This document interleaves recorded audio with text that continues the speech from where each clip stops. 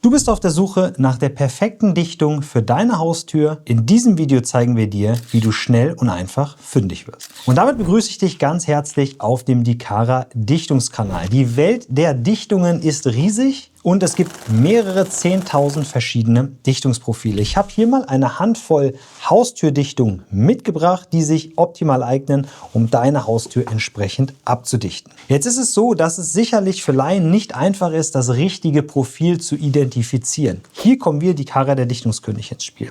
Wenn du eine Dichtung noch in deiner Tür verbaut hast, dann ist das Ganze super einfach. Du kannst einfach ein kleines Stück deiner alten Dichtung mit einer Schere abschneiden, uns das postalisch zukommen lassen und wir sagen dir innerhalb kürzester Zeit, welches Profil genau das Richtige für dein Dichtungsprojekt ist. Alternativ kannst du das Ganze uns auch in Form von Fotos per WhatsApp zur Verfügung stellen. Auch dann haben wir die Möglichkeit, dir ein kostenloses Muster für deine Haustürdichtung zusenden zu können. Wichtig, warum ist Haustürdichtungen ein wirklich wichtiges Thema? Nun, die Haustür dichtet die Innenräume deiner eigenen vier Wände nach außen hin ab. Das heißt, Wärme, Zugluft, Kälte, Schallisolierung, Gerüche von außen, zum Beispiel auch Abgase, je nachdem, wohnst du in der Stadt oder auf dem Land. Das sind alles Themen, für die die Dichtung Sorge trägt, dass diese nicht in deinen Wohnraum eindringen, beziehungsweise die warme Luft auch nicht nach außen hin so einfach abgegeben wird. Deswegen ist es wichtig, sehr viel Wert auf die Haustürdichtung zu legen. Zusätzlich möchte ich anführen, dass die Haustürdichtung eine Dichtung ist, die sehr häufig beansprucht wird. Bei der Haustürdichtung ist es so, dass diese ja mehrfach am Tag geöffnet, geschlossen wird. Und gleichzeitig wird die Tür aber auch dadurch beansprucht, dass sie Witterungsverhältnissen ausgesetzt wird, dass sehr wahrscheinlich auch je nach Lage entsprechend auch UV-Strahlung auf die Dichtung auftrifft. Und dementsprechend ist diese Dichtung 24 Stunden für dich im Einsatz. Bedeutet, die Dichtung muss irgendwann ausgetauscht werden. Und die Dichtung muss sehr wahrscheinlich auch häufiger getauscht werden als zum Beispiel eine klassische Zimmertür oder auch Kellertürdichtung, weil diese einfach nicht so häufig beansprucht wird. Gleichzeitig ist es wichtig bei der Haustürdichtung, dass du diese entsprechend auch pflegst, weil gerade durch das häufige Öffnen und Schließen, durch das Durchgehen entsteht immer Staub und Schmutz, der an dieser Dichtung haften bleibt. Und wenn dieser Schmutz sich auf die Oberfläche der Dichtung ablegt, ja, also hier auf der Außenseite der Dichtung dieser Schmutz entsteht und das Flügelelement dann immer häufiger auf und zugemacht wird, dann reibt das Ganze wie Schmirgelpapier an der Dichtung und zerstört die oberste Oberfläche und dadurch geht die Dichtung kaputt und entsprechend ist das Dichtverhalten dadurch gestört. Deswegen ganz wichtig, nutze regelmäßig, am besten zweimal im Jahr, den blanken Blitz von Dikara, um die Dichtung zu reinigen und danach einen Schutzfilm aufzugeben auf die Dichtung mit dem Dichtungsbalsam. Dann hast du die Pflege und die Wartung der Dichtung schon mal gut durchgeführt. Wenn du jetzt aber eine neue Dichtung von uns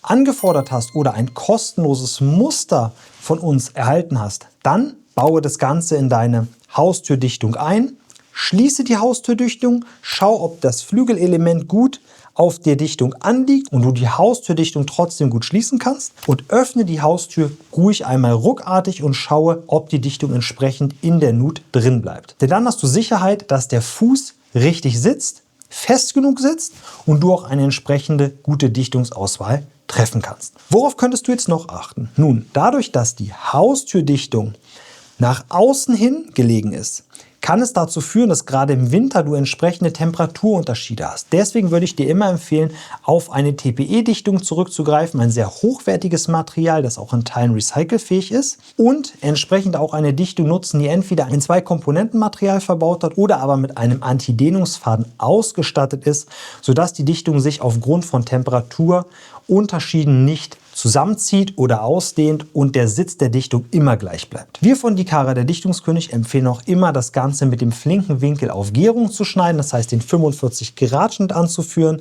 die Schnittstelle mit dem Königskleber zu versiegeln, damit die Dichtung sich entsprechend durch Temperaturunterschiede nicht auseinanderziehen kann. Wenn du Fragen zu diesen Themen hast oder dir das Video weitergeholfen hat, dann würden wir uns sehr über deine Unterstützung freuen. Abonniere einfach den Kanal, das kostet dich nicht, bedeutet uns aber sehr viel und gib dem Video gerne einen Daumen hoch und wenn du Fragen hast, schreib das gerne unten in die Kommentare. Ein Dichtungsexperte wird sich umgehend bei dir mit einer Antwort melden. Ich habe dir mal ein paar Dichtungen mitgebracht. Wir haben hier einmal eine klassische Haustürdichtung, die kann man auch in einer Zimmertür verbauen, aber sie eignet sich auch für die Haustür.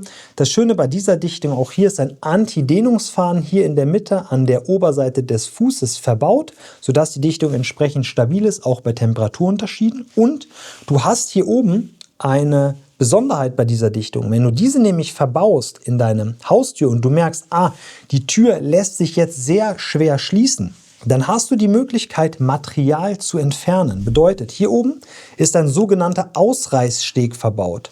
Diesen kannst du einfach rausreißen und dadurch verliert die Dichtung ein Stück weit an Stabilität und an Rückstellverhalten, lässt sich aber dadurch besser dein Flügelelement schließen. Hier wird es zum Beispiel einmal gemacht, das ist beides dasselbe Profil. Kann man hier gut sehen, auf dieser Seite ist entsprechend der Ausreißsteg entfernt worden. Eine andere Möglichkeit sind die sogenannten Zwei-Komponenten-Dichtungen. Auch hier kann man sehen, von oben einmal braun, einmal schwarz. Aber von unten sieht man, der Fuß ist in einer anderen Farbe gefertigt und ist deutlich härter. Das erleichtert dir den Einbau ungemein. Gerade wenn du mehrere Türen ausstatten möchtest, ist das ein super Vehikel, um einfach schneller voranzukommen und eine bessere Stabilität in der Nut zu gewährleisten. Wenn du die Dichtung verbaut hast, würde ich dir 2 Tests immer empfehlen bei der Haustürdichtung. Ich würde zum einen den Papiertest machen. Den kennst du sicherlich aus unseren Videos. Das heißt, du legst ein Blatt Papier zwischen die Haustür, schließt diese und ziehst dran. Wenn du das Papier einfach auch rausziehen kannst, dann ist die Dichtung nicht ideal. Wenn es schwer rausziehbar ist oder sogar zerreißt, super. Und die andere Möglichkeit, gerade um auch Abgase, die außen entstehen, vielleicht von vorbeifahrenden Autos oder auch Gerüche, die man nicht in dem Wohnraum haben möchte, zu vermeiden, würde ich unbedingt mit dem Feuerzeug mal an der Haustür entlang gehen und schauen, ob die Flamme flackert, weil dann kann man sicher sein, dass irgendwo Zugluft eindringt und entsprechend auch warme Luft gerade in Wintertagen nach außen strömt. Das möchte man natürlich auch verhindern. Dementsprechend würde ich diese 2 Tests unbedingt bei einer Haustürdichtung empfehlen, um auf Nummer sicher zu gehen, dass die Dichtung auch passend ist. Wenn du das Gefühl hast, dass das immer noch nicht genug ist und du deine Haustürdichtung noch weiter abdichten möchtest, vielleicht auch, weil du in einem Mehrfamilienhaus wohnst, ja, und es gar nicht um die Haustür geht, sondern um deine Wohnungstür, dann hast du auch die Möglichkeit, das Ganze mit einem 2-Komponenten-Dichtungssystem zu machen. Haben wir auch mal auf einer Baustelle gemacht, in eine Wohnung gemacht, die gelegen war in einem Laubengang. Da hatte man sozusagen, die Wohnungstür war dann gleichzeitig die Haustür.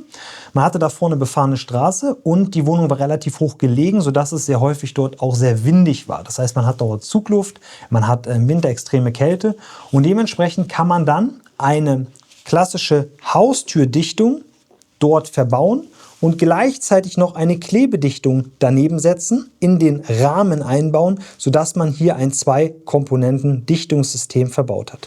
So kann man das Ganze noch ein Stück weit verbessern, muss aber immer individuell entscheiden, ob sich der Aufwand entsprechend lohnt. Wenn du Fragen dazu hast oder du vielleicht unsicher bist, ob das auch eine Lösung für dich wäre, eine klassische Nutdichtung verbauen und gleichzeitig noch mit einer Klebedichtung zu arbeiten, dann nimm gern mit uns Kontakt auf unter www.dikara.de.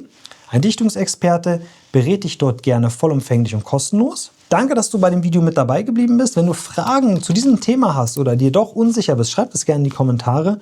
Und ansonsten verbleibe ich mit lieben Grüßen aus Braunschweig von Dikara, dem Dichtungskönig. Und wir sehen uns im nächsten Video wieder. Mach's gut. Ciao.